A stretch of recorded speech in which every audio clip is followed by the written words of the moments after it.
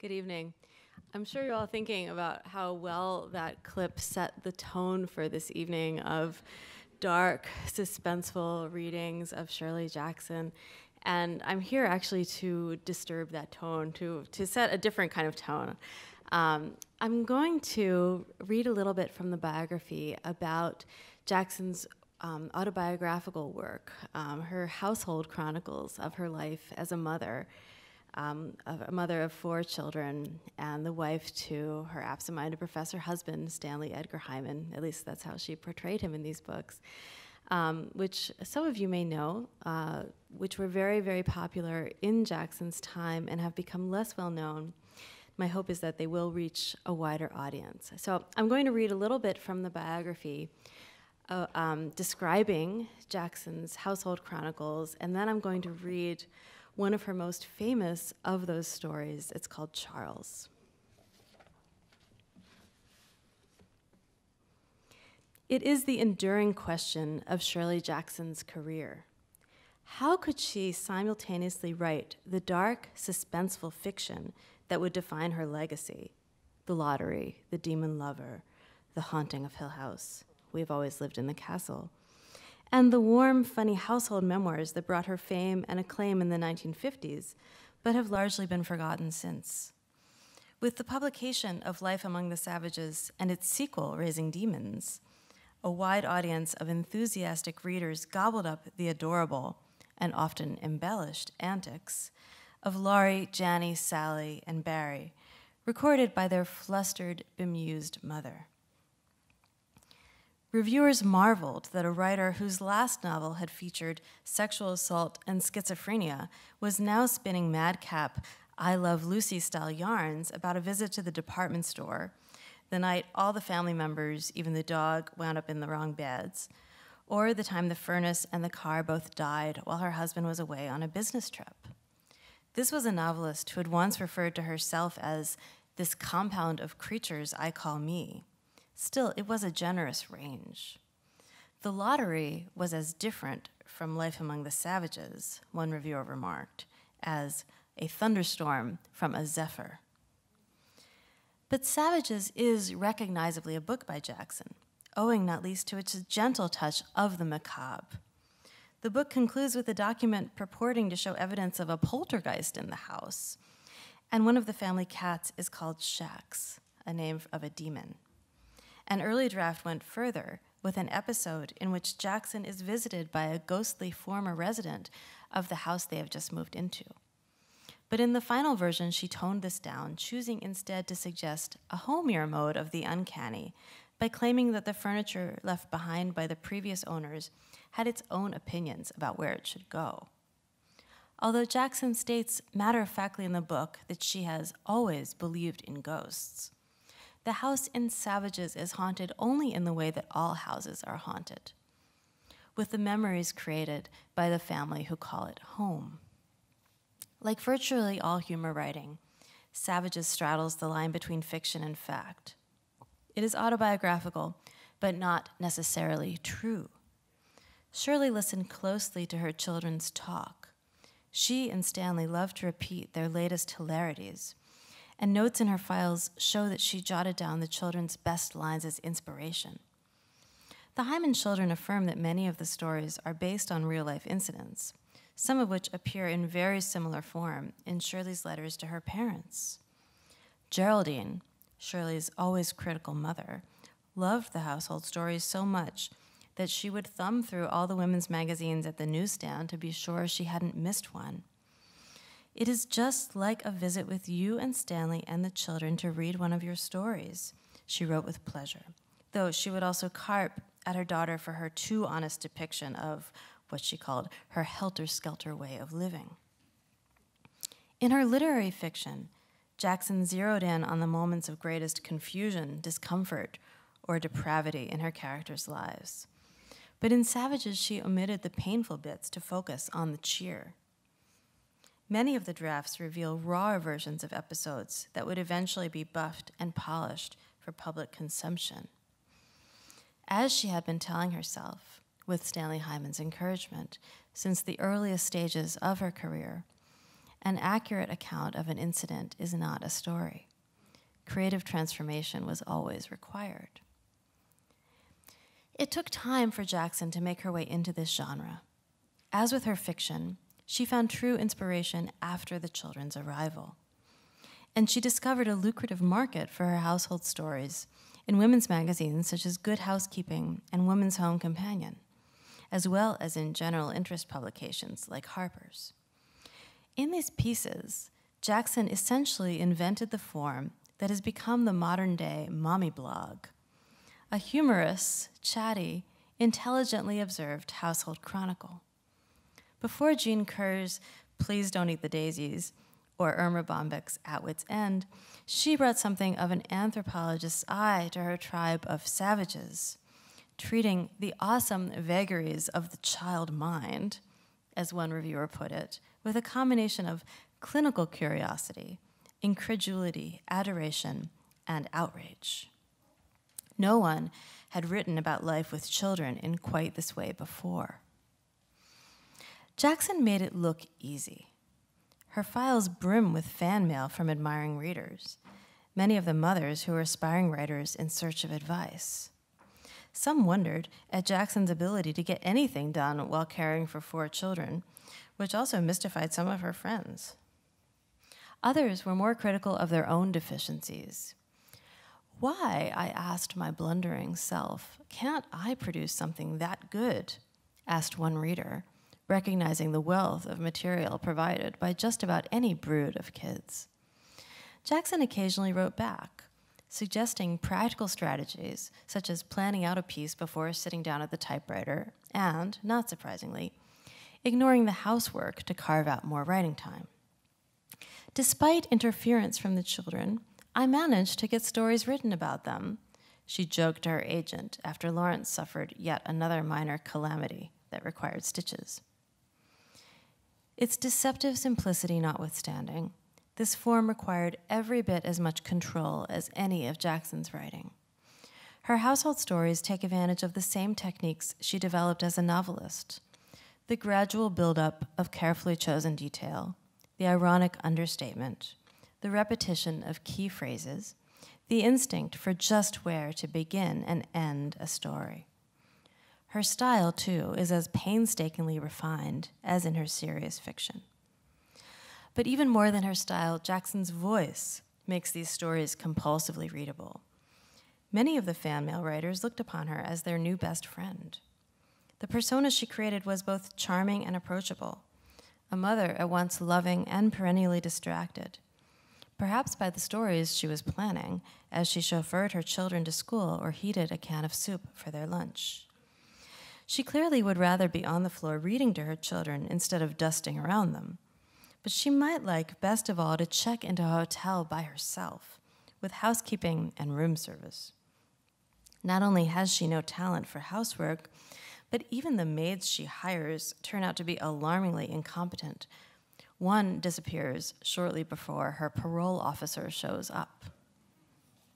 Jackson admits to a pang of honest envy as her husband departs for a business trip.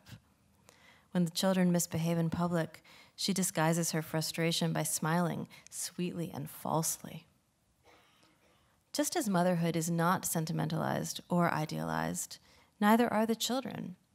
Sometimes, Jackson admits, she finds herself open-mouthed and terrified before them, little individual creatures moving solidly along in their own paths. Lawrence, restless and cheeky, despises school and relishes any kind of practical joke. If a phone call comes for his mother during breakfast, he is apt to embarrass her by telling the caller she is still asleep. Joanne is adorable and a little bit wacky, refusing to go anywhere without a troop of imaginary friends and insisting that they be addressed by name, offered cookies, and read to. Sarah, at around age 3, enters with complete abandon into a form-fitting fairyland, subjecting her mother to tuneful and unceasing conversation, part song, part story, part uncomplimentary editorial comment. Stanley Hyman is noticeably absent from these stories. When he appears, it is usually only to demonstrate his incompetence in any and all practical matters, though he does get some of the book's best lines. When Lawrence asks, "Who was Aristides the Just?" Stanley replies distractedly, "Friend of your mother's." His blunders are harmless. At one point, he orders a package containing 150 coins from around the world and 100 counterfeit coins. They arrive jumbled together, forcing him to spend hours sorting out the real from the fake. In Raising Demons, he would be treated less tolerantly.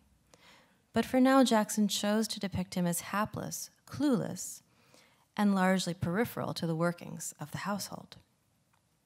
If Stanley was annoyed by this, he displayed it only briefly when a reporter from the Albany Times-Union came to profile Jackson after Savages was published. "She has her career, I have mine. We don't intrude upon each other's," he insisted. He also firmly refused to pose for any pictures with her. Instead, the photograph with the article depicted Jackson in an overstuffed armchair, all 4 children tumbling around her, a black cat in her lap, and the dog, Toby, at her feet. Unusually, for a publicity photograph, she is smiling broadly. So here's a selection from Charles by Shirley Jackson. The day Laurie started kindergarten, he renounced corduroy overalls with bibs and began wearing blue jeans with a belt. I watched him go off the first morning with the older girl next door, seeing clearly that an era of my life was ended. My sweet-voiced, nursery school tot replaced by a long-trousered, swaggering character who forgot to stop at the corner and wave goodbye to me. He came home the same way, the front door slamming open, his cap on the floor, and the voice suddenly become raucous, shouting, "Isn't anybody here?" At lunch, he spoke instantly to his father, spilled his sister's milk, and remarked that his teacher said that we were not to take the name of the Lord in vain. "How was school today?" I asked, elaborately casual. "All right," he said. "Did you learn anything?" his father asked. Laurie regarded his father coldly. "I didn't learn nothing," he said. "Anything," I said. "Didn't learn anything." "The teacher spanked a boy, though," Laurie said, addressing his bread and butter. "For being fresh," he added with his mouth full. "What did he do?" I asked. "Who was it?" Laurie thought. "It was Charles," he said. "He was fresh. The teacher spanked him and made him stand in a corner. He was awfully fresh." "What did he do?" I asked again. But Laurie slid off his chair, took a cookie, and left, while his father was still saying, "See here, young man." The next day, Laurie remarked at lunch, as soon as he sat down, "Well, Charles was bad again today." He grinned enormously and said, "Today Charles hit the teacher." "Good heavens," I said, mindful of the Lord's name. "I suppose he got spanked again." "He sure did," Laurie said. "Look up," he said to his father. "What?" his father said, looking up. "Look down," Laurie said. "Look at my thumb." "Gee, you're dumb." He began to laugh insanely. "Why did Charles hit the teacher?" I asked quickly. "Because she tried to make him color with red crayons," Laurie said. Charles wanted to color with green crayons, so he hit the teacher, and she spanked him and said nobody play with Charles, but everybody did. The third day, it was Wednesday of the first week, Charles bounced a seesaw onto the head of a little girl and made her bleed, and the teacher made him stay inside all during recess. Thursday, Charles had to stand in a corner during story time because he kept pounding his feet on the floor. Friday, Charles was deprived of blackboard privileges because he threw chalk. On Saturday, I remarked to my husband, "Do you think kindergarten is too unsettling for Laurie? All this toughness and bad grammar, and this Charles boy sounds like such a bad influence." "It'll be all right," my husband said reassuringly. "Bound to be people like Charles in the world. Might as well meet them now as later." On Monday, Laurie came home full of news. "Charles," he shouted as he came up the hill. I was waiting anxiously on the front steps. "Charles," Laurie yelled all the way up the hill. "Charles was bad again." "Come right in," I said as soon as he came close enough. "Lunch is waiting." "You know what Charles did?" he demanded, following me through the door. "Charles yelled so in school they sent a boy in from first grade to tell the teacher she had to make Charles keep quiet, and so Charles had to stay after school. And so all the children stayed to watch him." "What did he do?" I asked. "He just sat there," Laurie said, climbing into his chair at the table. "Hi, Pop, you old dust mop." "Charles had to stay after school today," I told my husband. "Everyone stayed with him." "What does this Charles look like?" my husband asked Laurie. "What's his other name?" "He's bigger than me," Laurie said. "And he doesn't have any rubbers, and he doesn't ever wear a jacket." Monday night was the first parent-teachers meeting, and only the fact that Janny had a cold kept me from going. I wanted passionately to meet Charles's mother. On Tuesday, Laurie remarked suddenly, "Our teacher had a friend come and see her in school today." "Charles's mother?" my husband and I asked simultaneously. "No," Laurie said scornfully. "It was a man who came and made us do exercises. Look." He climbed down from his chair and squatted down and touched his toes. "Like this," he said. He got solemnly back into his chair and said, picking up his fork, "Charles didn't even do exercises." "That's fine," I said heartily. "Didn't Charles want to do exercises?" "Nah," Laurie said. "Charles was so fresh to the teacher's friend he wasn't let do exercises." "Fresh again?" I said. "He kicked the teacher's friend," Laurie said. "The teacher's friend told Charles to touch his toes like I just did, and Charles kicked him." "What are they going to do about Charles, do you suppose?" Laurie's father asked him. Laurie shrugged elaborately. "Throw him out of school, I guess," he said. Wednesday and Thursday were routine. Charles yelled during story hour and hit a boy in the stomach and made him cry. On Friday, Charles stayed after school again, and so did all the other children. With the third week of kindergarten, Charles was an institution in our family. Janny was being a Charles when she cried all afternoon. Laurie did a Charles when he filled his wagon full of mud and pulled it through the kitchen. Even my husband, when he caught his elbow in the telephone cord and pulled telephone, ashtray, and a bowl of flowers off the table, said after the first minute, "Looks like Charles." During the third and fourth weeks, there seemed to be a reformation in Charles. Laurie reported grimly at lunch on Thursday of the third week, "Charles was so good today, the teacher gave him an apple." "What?" I said. And my husband added warily, "You mean Charles?" "Charles," Laurie said. "He gave the crayons around, and he picked up the books afterward, and the teacher said he was her helper." "What happened?" I asked incredulously. "He was her helper, that's all," Laurie said, and shrugged. On Friday, things were back to normal. "You know what Charles did today?" Laurie demanded at the lunch table, in a voice slightly awed. "He told a little girl to say a word, and she said it, and the teacher washed her mouth out with soap, and Charles laughed." "What word?" his father asked unwisely. And Laurie said, "I'll have to whisper it to you, it's so bad." He got down off his chair and went around to his father. His father bent his head down, and Laurie whispered joyfully. His father's eyes widened. "Did Charles tell the little girl to say that?" he asked respectfully. "She said it twice," Laurie said. "Charles told her to say it twice." My husband came to the door with me that evening as I set out for the PTA meeting. "Invite her over for a cup of tea after the meeting," he said. "I want to get a look at her." "If only she's there," I said prayerfully. "She'll be there," my husband said. "I don't see how they could hold a PTA meeting without Charles's mother." At the meeting, I sat restlessly, scanning each comfortable, matronly face, trying to determine which one hid the secret of Charles.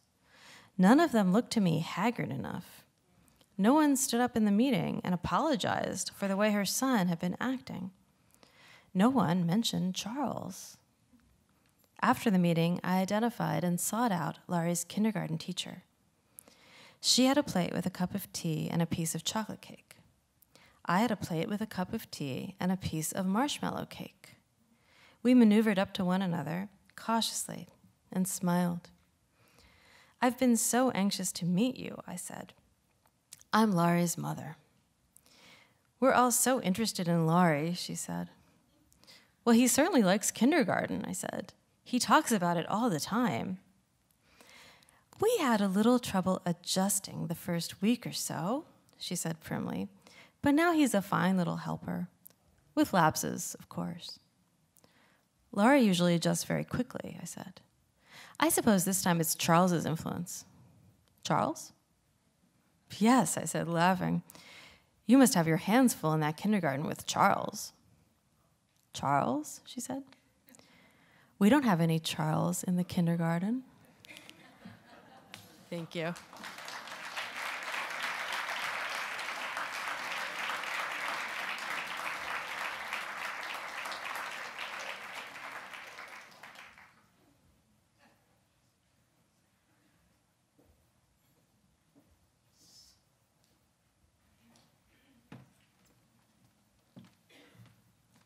Hi, I'm Laura Miller, and I'm going to read from the beginning of The Haunting of Hill House. Possibly the first paragraph is the most famous paragraph that Shirley Jackson ever wrote. No live organism can continue for long to exist sanely under conditions of absolute reality. Even larks and katydids are supposed by some to dream. Hill House, not sane, stood by itself against its hills, holding darkness within. It had stood so for 80 years and might stand for 80 more. Within, walls continued upright, bricks met neatly, floors were firm, and doors were sensibly shut. Silence lay steadily against the wood and stone of Hill House, and whatever walked there walked alone. Dr. John Montague was a doctor of philosophy. He had taken his degree in anthropology, feeling obscurely that in this field he might come closest to his true vocation, the analysis of supernatural manifestations. He was scrupulous about the use of his title because, his investigations being so utterly unscientific, he hoped to borrow an air of respectability, even scholarly authority, from his education. It had cost him a good deal in money and pride, since he was not a begging man, to rent Hill House for 3 months. But he expected absolutely to be compensated for his pains by the sensation following upon the publication of his definitive work on the causes and effects of psychic disturbances in a house commonly known as haunted. He had been looking for an honestly haunted house all his life. When he heard of Hill House, he had been at first doubtful, then hopeful, then indefatigable. He was not a man to let go of Hill House once he had found it. Dr. Montague's intentions with regard to Hill House derived from the methods of the intrepid 19th century ghost hunters. He was going to go and live in Hill House and see what happened there. It was his intention at first to follow the example of the anonymous lady who went to stay at Balasheen House and ran a summer-long house party for skeptics and believers, with croquet and ghost watching as the outstanding attractions. But skeptics, believers, and good croquet players are harder to come by today. Dr. Montague was forced to engage assistants. Perhaps the leisurely ways of Victorian life lent themselves more agreeably to the devices of psychic investigation, or perhaps the painstaking documentation of phenomena has largely gone out as a means of determining actuality. At any rate, Dr. Montague had not only to engage assistants, but to search for them. Because he thought of himself as careful and conscientious, he spent considerable time looking for his assistants. He combed the records of psychic societies, the back files of sensational newspapers, the reports of parapsychologists, and assembled a list of names of people who had, in one way or another, at one time or another, no matter how briefly or dubiously, been involved in abnormal events. From his list, he first eliminated the names of people who were dead. When he had then crossed off the names of those who seemed to him publicity seekers, of subnormal intelligence, or unsuitable because of a clear tendency to take the center of the stage. He had a list of perhaps a dozen names. Each of these people then received a letter from Dr. Montague extending an invitation to spend all or part of a summer at a comfortable country house, old but perfectly equipped with plumbing, electricity, central heating, and clean mattresses. The purpose of their stay, the letter clearly stated, was to observe and explore the various unsavory stories which had been circulated about the house for most of its 80 years of existence. Dr. Montague's letters did not say openly that Hill House was haunted because Dr. Montague was a man of science. And until he had actually experienced a psychic manifestation in Hill House, he could not trust his luck too far. Consequently, his letters had a certain ambiguous dignity calculated to catch at the imagination of a very special sort of reader. To his dozen letters, Dr. Montague had 4 replies. The other 8 or so candidates, having presumably moved and left no forwarding address, or possibly having lost interest in the supernormal, or perhaps even never having existed at all. To the 4 who replied, Dr. Montague wrote again, naming a specific day when the house would be officially regarded as ready for occupancy, and enclosing detailed directions for reaching it, since, as he was forced to explain, information about finding the house was extremely difficult to get, particularly from the rural community which surrounded it. On the day before he was to leave for Hill House, Dr. Montague was persuaded to take into his select company a representative of the family who owned the house, and a telegram arrived from one of his candidates backing out with a clearly manufactured excuse.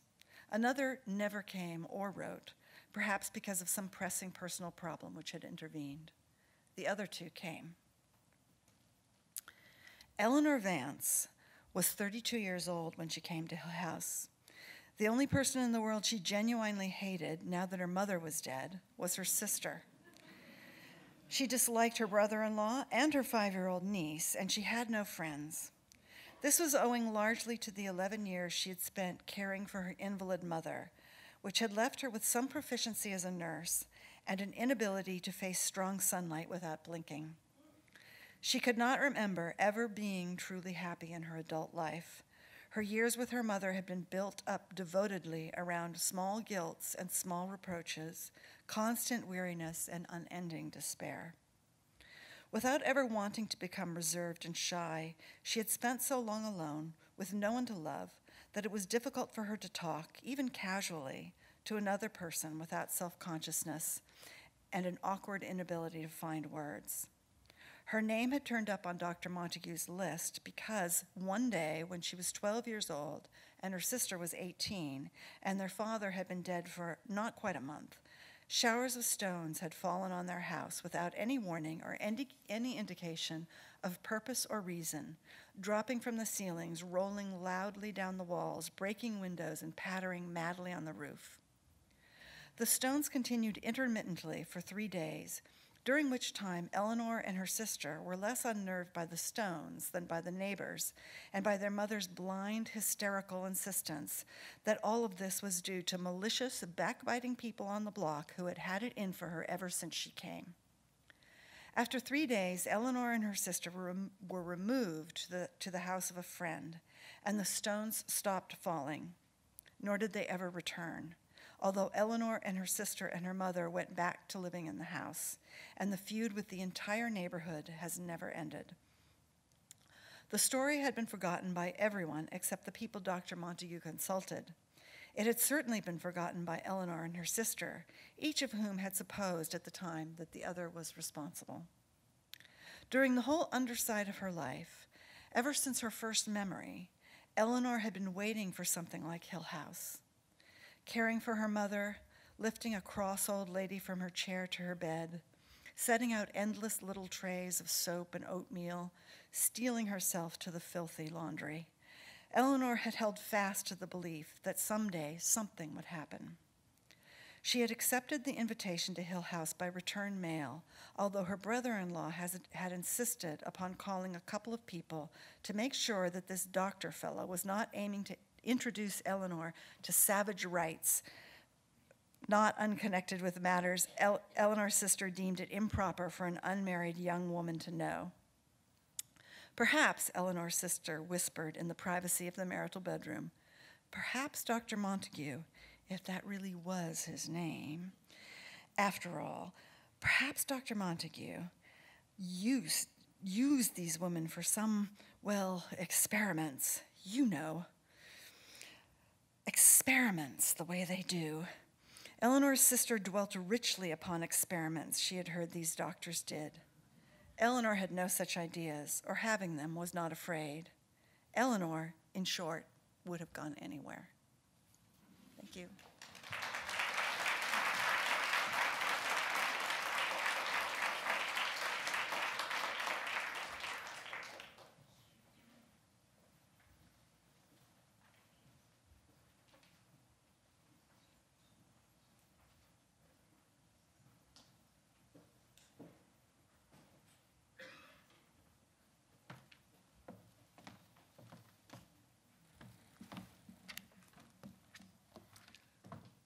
Good evening.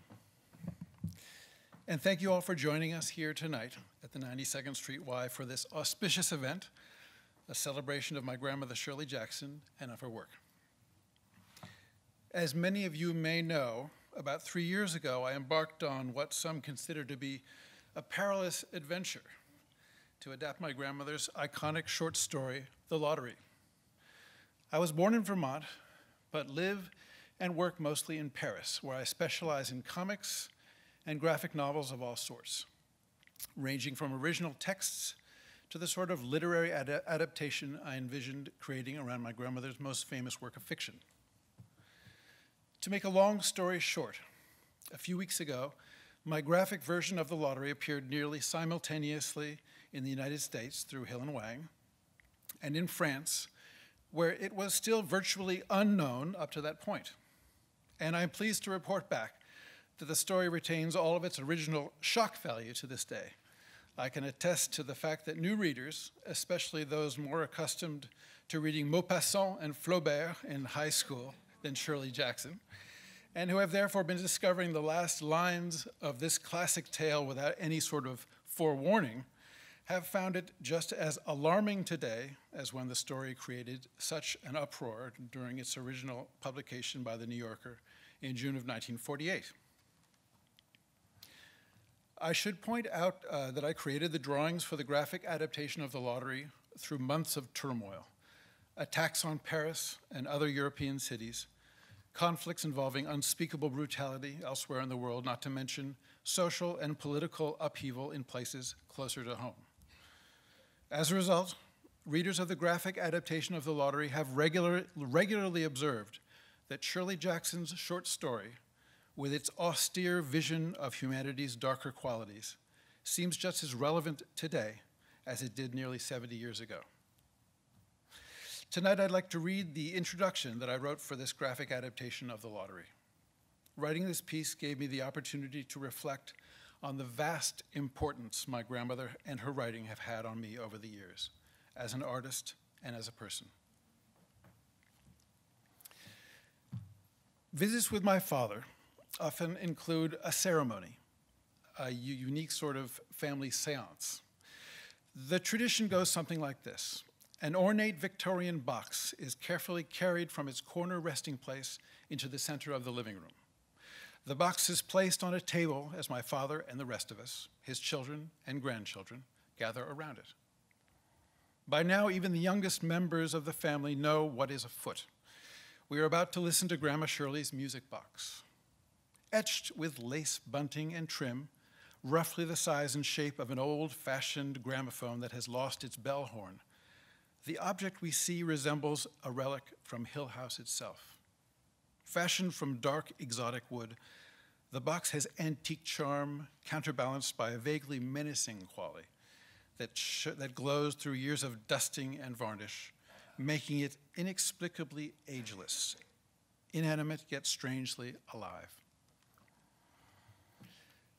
After a careful winding up, which only my father is allowed to do, a metallic disc begins to rotate inside the box, a disc that is wider and thinner than a vinyl LP and riddled with an almost imperceptible stubble, the surface illustrated to the rim with the frolic of some long-lost Italian festeggiamento. At that point, something magical happens. The room fills with music, surging from the wooden box into the space around us. The vast flow of sound is incommensurate with the modest object we're standing around. The music itself, a highly ornamental arrangement of the once popular tune, The Carnival of Venice, is hard to describe, as if someone had condensed the ephemeral charm of 1,000 ancient carousels into one acoustic rush.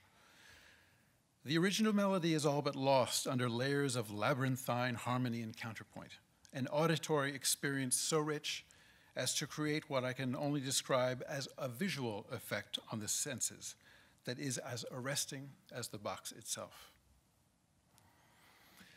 The music box was probably already an antique during my grandmother Shirley's lifetime. It may indeed have been handed down by her mother, Geraldine.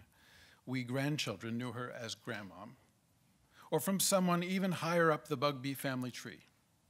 Whatever the facts of this obscure transmission, the music box must have seemed a relic even to Grandma Shirley, an heirloom both elegant and vaguely sinister. Beyond the haunting nature of the music itself, playing the music box is moving for other reasons. It represents a curious bond to the person who is not there with us, the most notable absence in the room, Grandma Shirley.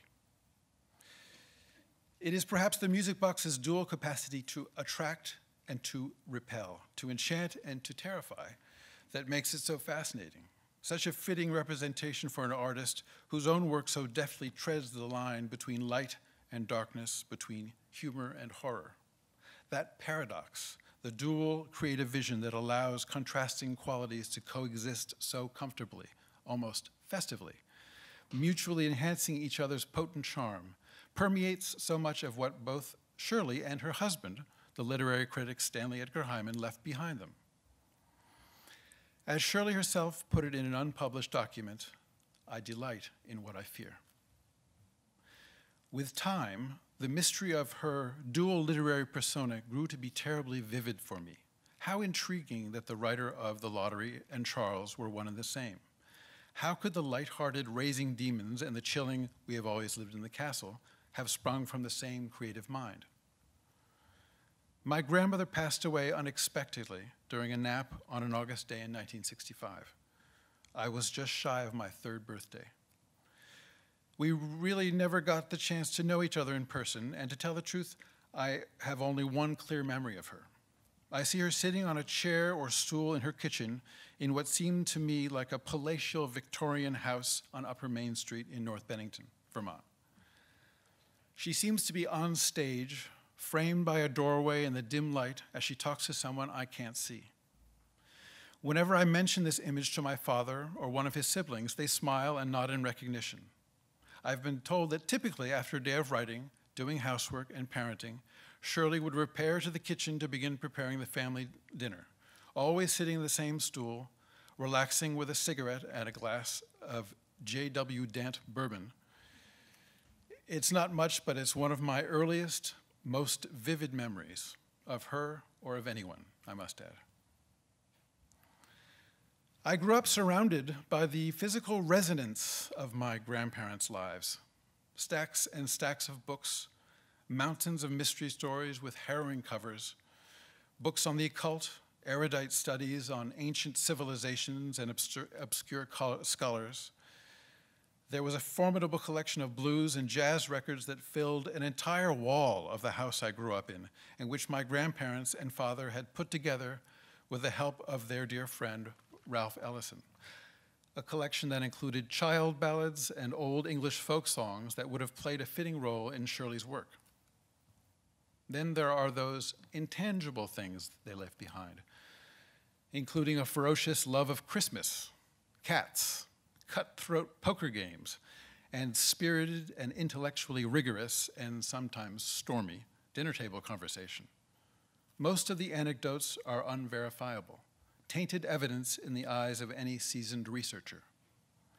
But the truth is there somewhere, barely audible in the echoes of song and dinner party laughter, those late-night conversations about literature, myth, and ritual, ragtime and bedtime stories, pressed between the pages of a coffee-stained literary review or swept under the rug of the bar at the Algonquin Hotel. There were always so many wonderful stories that included so many intriguing people. Games of catch in the backyard with my father and J.D. Salinger. All-night poker games with celebrated painters and sculptors, the ensuing debts being settled up with works of art at a time when Bennington College was the haunt of many an auspicious contemporary artist. There were countless dinners and parties with their closest friends, writers such as Ellison, Nemiroff, and Bernard Malamud, to name a few.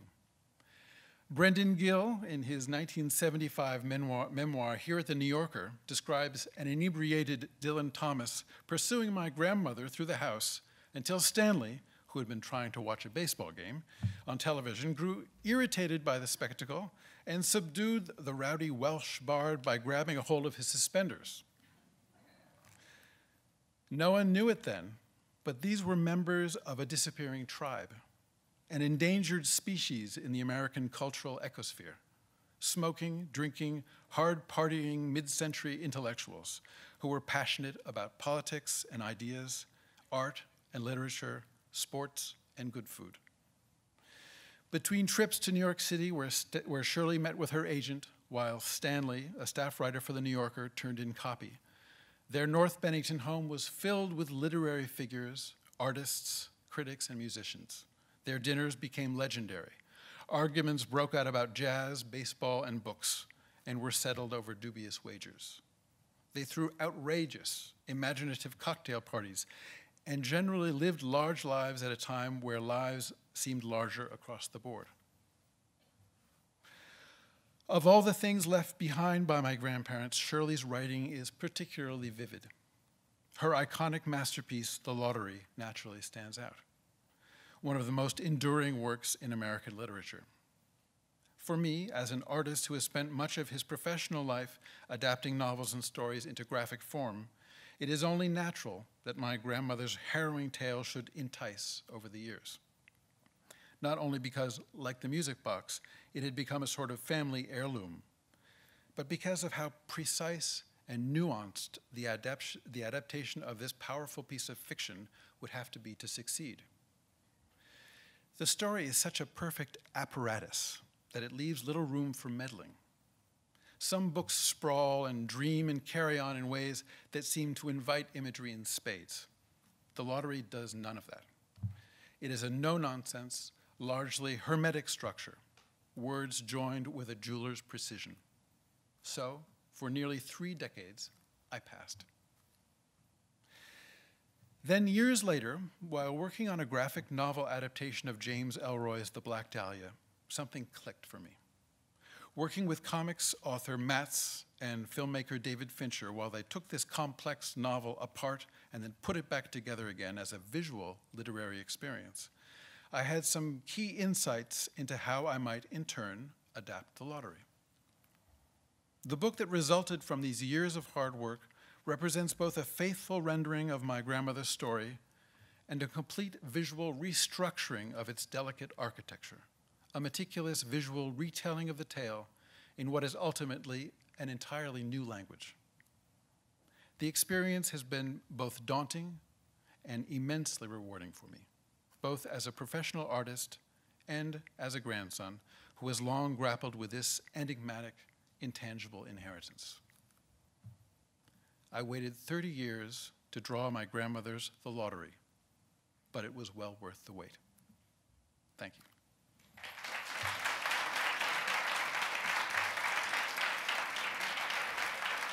Thank you. And now, here to read Shirley Jackson's short story, The Lottery, please join me in welcoming Joyce Carol Oates.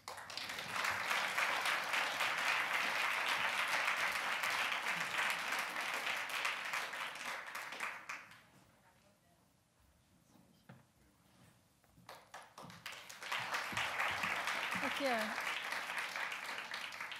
It's an honor and a pleasure to be reading Shirley Jackson's most famous short story. and one of the most famous and controversial works of 20th century America.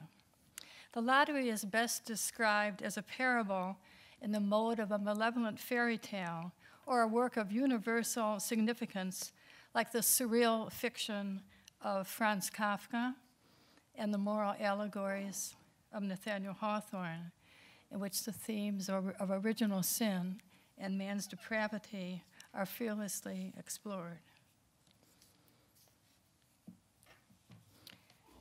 This story was famously or infamously published in the New Yorker in June 1948, and it received the most astonishing avalanche of letters, most of them quite vehement and upset, that the New Yorkers ever received. The lottery. The morning of June 27th was clear and sunny, with the fresh warmth of a full summer day. The flowers were blossoming profusely, and the grass was richly green. The people of the village began to gather in the square between the post office and the bank around 10 o'clock. In some towns, there were so many people that the lottery took 2 days and had to be started on June 26. But in this village, where there were only about 300 people, the whole lottery took less than 2 hours, so that it could begin at 10 o'clock in the morning and still be through in time to allow the villagers to get home for noon dinner. The children assembled first, of course. School was recently over for the summer, and the feeling of liberty sat uneasily on most of them. They tended to gather together quietly for a while before they broke into boisterous play, and the talk was still of the classroom and the teacher of books and reprimands. Bobby Martin had already stuffed his pockets full of stones, and the other boys soon followed his example, selecting the smoothest and roundest stones. Bobby and Harry Jones and Dickie Delacour eventually made a great pile of stones in one corner of the square and guarded it against the raids of the other boys. The girls stood aside talking amongst themselves, looking over their shoulders at the boys, and the very small children rolled in the dust or clung to the hands of their older brothers or sisters. Soon the men began to gather, surveying their own children, speaking of planting and rain, tractors, and taxes. They stood together away from the pile of stones in the corner, and their jokes were quiet, and they smiled rather than laughed. The women, wearing faded house dresses and sweaters, came shortly after their menfolk.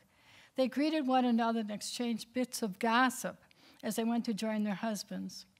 Soon the women standing by their husbands began to call to their children, and the children came reluctantly, having to be called 4 or 5 times. Bobby Martin ducked under his mother's grasping hand and ran, laughing, back to the pile of stones. His father spoke up sharply, and Bobby came quickly and took his place with his father and his oldest brother. The lottery was conducted, as were the square dances, the teenage club, and a Halloween program, by Mr. Summers, who had time and energy to devote to civic activities. He was a round-faced, jovial man, and he ran the coal business, and people were sorry for him because he had no children and his wife was a scold. When he arrived in the square carrying the black wooden box, there was a murmur of conversation among the villagers, and he waved and called, "Little late today, folks." The postmaster, Mr. Raves, followed him carrying a 3-legged stool, and the stool was put in the center of the square, and Mr. Summers sat the black box down on it. The villagers kept their distance, keeping a space between themselves and the stool, and when Mr. Summers said, "Some of you fellows want to give me a hand?" There was a hesitation before 2 men, Mr. Martin and his oldest son Baxter, came forward to hold the box steady on the stool while Mr. Summers stooled up the papers inside it. The original paraphernalia for the lottery had been lost long ago, and the black box now resting on the stool had been put to use even before old Mr. Warner, the oldest man in town, was born. Mr. Summers spoke frequently to the villagers about making a new box, but no one liked to upset even as much tradition as was represented by the black box. There was a story that the present box had been made with some pieces of the box that preceded it, the one that had been constructed when the first people settled down to make a village here. Every year after the lottery, Mr. Summers began talking about a new box, but every year the subject was allowed to fade off without anything being done. The black box grew shabbier each year. By now it was no longer completely black, but splintered badly along one side to show the original wood color, and in some places faded or stained. Mr. Martin and his oldest son, Baxter, held the black box securely on the stool until Mr. Summers had stirred the papers thoroughly with his hand. Because so much of the ritual had been forgotten or discarded, Mr. Summers had been successful in having slips of paper substituted for the chips of wood that had been used for generations. Chips of wood, Mr. Summers had argued, had been all very well when the village was tiny, but now the population was more than 300 and likely to keep on growing. It was necessary to use something that would fit more easily into the box. The night before the lottery, Mr. Summers and Mr. Graves made up the slips of paper and put them in the box, and it was then taken to the safe of Mr. Summers' coal company and locked up until Mr. Summers was ready to take it to the square next morning. The rest of the year, the box was put away, sometimes one place, sometimes another. It had spent 1 year in Mr. Graves' barn and another year underfoot in the post office. Sometimes it was set on the shelf in the Martin grocery. There was a good deal of fussing to be done before Mr. Summers declared the lottery open. There were lists to be made of heads of families, heads of households in each family, members of each household and each family.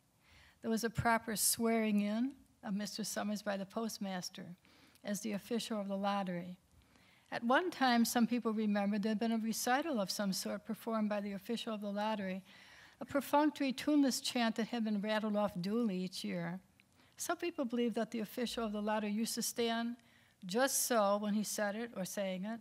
Others believed he was supposed to walk among the people. But years and years ago, this part of the ritual had been allowed to lapse. There had been also a ritual salute, which the official of the lottery had had to use in addressing each person who came to draw from the box. But this also had changed with time until now it was felt necessary only for the official to speak to each person.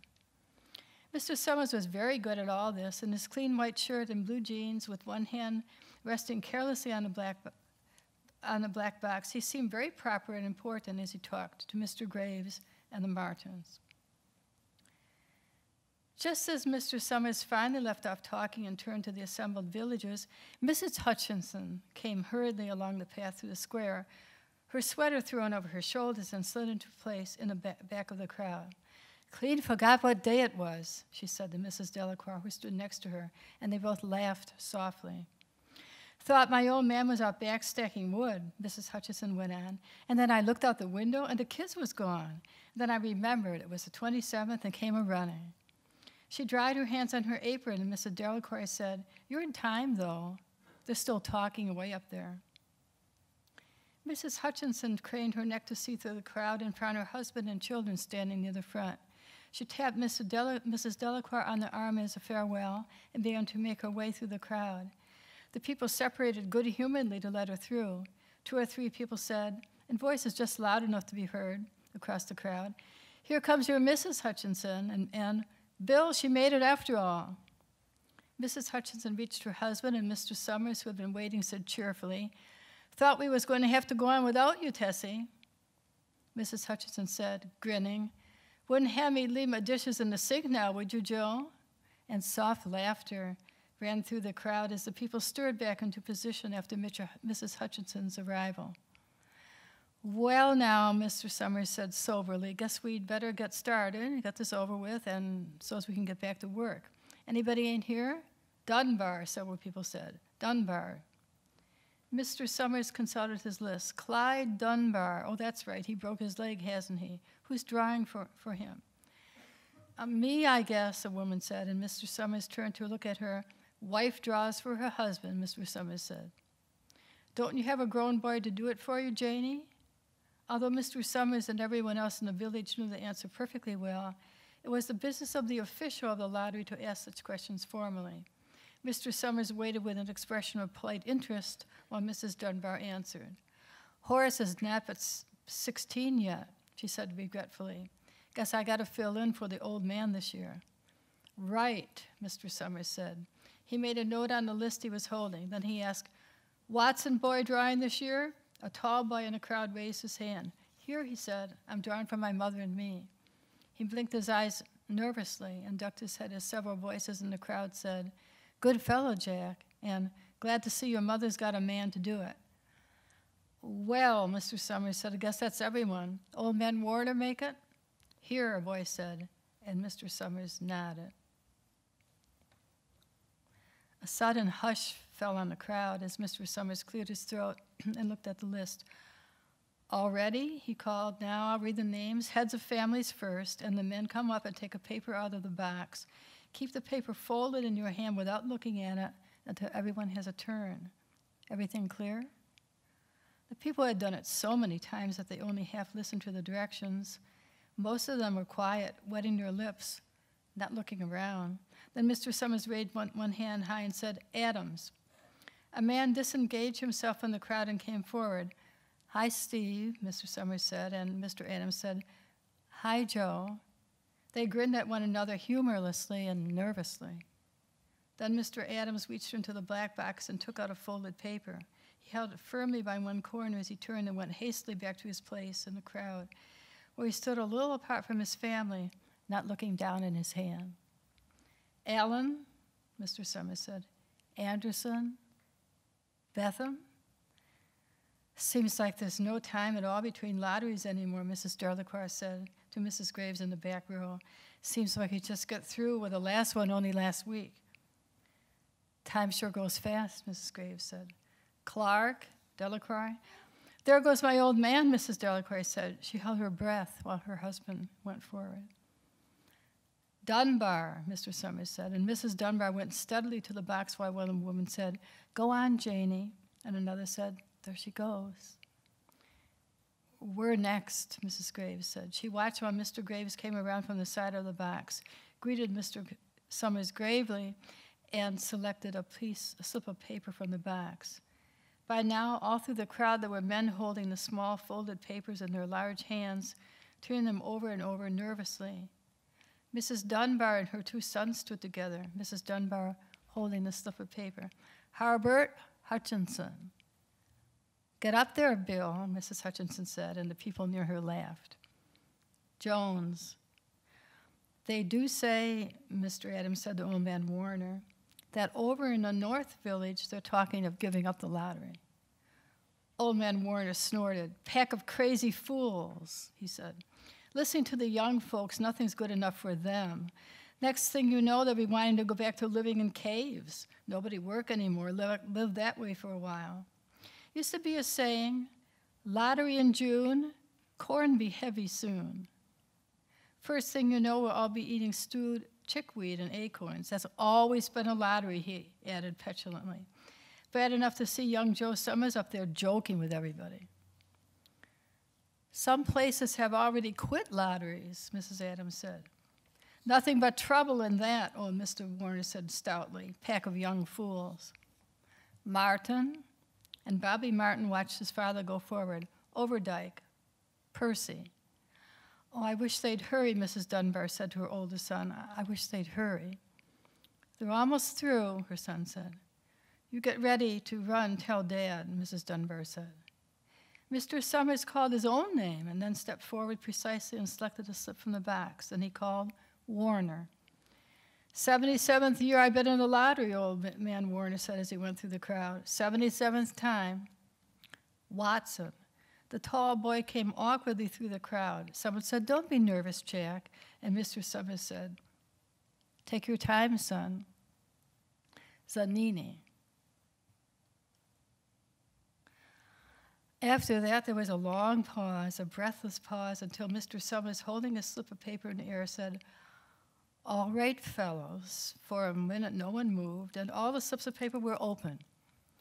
Suddenly, all the women began to speak at once, saying, "Who is it? Who's got it? Is it the Dunbars? Is it the Watsons?" Then the voices began to say, "It's Hutchinson, it's Bill. Bill Hutchinson's got it." "Go tell your father," Mrs. Dunbar said to her oldest son. People began to look around to see the Hutchinsons. Bill Hutchinson was standing quiet, staring down at the paper in his hand. Tessie Hutchinson shouted to Mr. Summers, "You didn't give him enough time to take any paper he wanted. I saw you. It wasn't fair." "Oh, be a good sport, Tessie," Mrs. Delacroix cried. And Mrs. Graves said, "All of us took the same chance." "Shut up, Tessie," Bill Hutchinson said. "Well, everyone," Mr. Summers said, "that was done pretty fast, and now we got to be hurrying a little more to get done in time." He consulted his next list. "Bill, you draw for the Hutchinson family. You got any other households in the Hutchinsons?" "There's Don and Eva," Mrs. Hutchinson yelled. "Make them take a chance."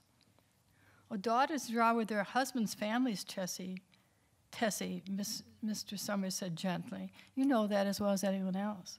"It wasn't fair," Tessie said. "I guess not, Joe," Bill Hutchinson said regretfully. "My daughter draws with her husband's family. That's only fair. And I've got no other family except the kids." "Then as far as drawing for families is concerned, it's you," Mr. Summers said in explanation. "And as far as drawing for households is concerned, that's you too, right?" "Right," Bill Hutchinson said. "How many kids, Bill?" 3. There's Bill Jr. and Nancy and little Dave and Tessie and me. "All right then," Mr. Summers said. "Harry, you got their tickets back?" Mr. Graves nodded and held up the slips of paper. "Put them in the box then. Take Bill's and put it in." "Oh, I think we ought to start over," Mrs. Hutchinson said as quietly as she could. "I tell you it wasn't fair. You didn't give him enough time to choose. Everybody saw that." Mr. Graves had selected the 5 slips and put them in the box, and he dropped all the papers but those onto the ground, where the breeze caught them and lifted them off. "Listen, everybody," Mrs. Hutchinson was saying. "Ready, Bill?" Mr. Summers asked, and Bill Hutchinson, with one quick glance around at his wife and children, nodded. "Remember," Mr. Summers said, "take the slips and keep them folded until each person has taken one. Harry, you help little Dave."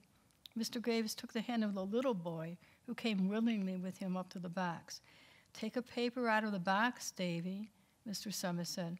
Davy put his hand into the box and laughed. "Take just one paper," Mr. Summers said. "Harry, you hold it for him." Mr. Graves took the child's hand and removed the folded paper from the tight fist and held it while little Dave stood next to him and looked up at him wonderingly. "Nancy next," Mr. Summers said. Nancy was 12, and her school friends breathed heavily as she went forward, switching her skirt, and took a slip daintily from the box. "Bill Jr.?" And Billy, his face red and his feet overlarge, nearly knocked wax over as he got the paper out. "Tessie," Mr. Summers said. She hesitated for a minute, looking around defiantly, then set her lips and went up to the box. She snatched the paper out and held it behind her. "Bill," Mr. Summers said, and Bill Hutchinson reached into the box and felt around, bringing his hand out at last with a slip of paper in it. The crowd was quiet. A girl whispered, "I hope it's not Nancy," and the sound of the whisper reached the edges of the crowd. It's not the way it used to be," old Mr. Warner said clearly. "People aren't the way they used to be." "All right," Mr. Summers said, "open the papers. Harry, you open little Dave's." Mr. Graves opened the slip of paper, and there was a general sigh through the crowd as he held it up, and everyone could see that it was blank. Nancy and Bill Jr. opened theirs at the same time, and both beamed and laughed, turning around to the crowd and holding the slips of paper above their heads. "Tessie," Mr. Summers said. There was a pause, and then Mr. Summers looked at Bill Hutchinson, and Bill unfolded his paper and showed it. It was blank. "It's Tessie," Mr. Summers said. And his voice was hushed. "Show us her paper, Bill." Bill Hutchinson went over to his wife and forced the slip of paper out of her hand. It had a black spot on it, the black spot Mr. Summers had made the night before. Bill Hutchinson held it up, and there was a stir in the crowd. "All right, folks," Mr. Summers said, "let's finish quickly." Although the villagers had forgotten the ritual and lost the original black box, they still remembered to use stones. The pile of stones the boys had made earlier was ready. There were stones on the ground with the blowing scraps of paper that had come out of the box. Mrs. Delacroix selected a stone so large you had to pick it up with both hands and turned to Mrs. Dunbar. "Come on," she said, "hurry up." Mrs. Dunbar had small stones in both hands, and she said, gasping for breath, "I can't run at all. You have to go ahead and I'll catch up with you." The children had stones already, and someone gave little Davy Hutchinson a few pebbles. Tessie Hutchinson was in the center of a cleared space by now, and she held her hands out desperately as the villagers moved upon her. "It isn't fair," she said. A stone hit her on the side of the head. Old Man Warner was saying, come on, everyone." Steve Adams was in the front of the crowd of villagers with Mrs. Graves behind him. "It isn't fair, it isn't right," Mrs. Hutchinson screamed, and then they were upon her.